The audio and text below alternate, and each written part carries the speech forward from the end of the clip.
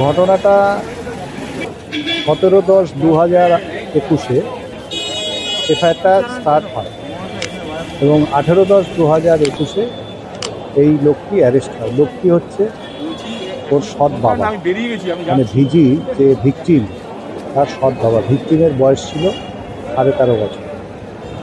এইবার এই বাবা এর ওয়াইফ সেকেন্ড ম্যারেজ করেছিল এই লোকটিকে। মারা যাওয়ার পর মানে নিজের মা মারা যাওয়ার পর এরা ছিল 2 বোন।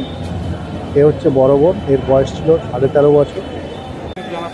এই মায়ের অ্যাবসেন্সে যেহেতু এ বড়, এর সঙ্গে মানে বিভিন্ন রকমভাবে শারীরিক সম্পর্ক গড়ে তুলেছে।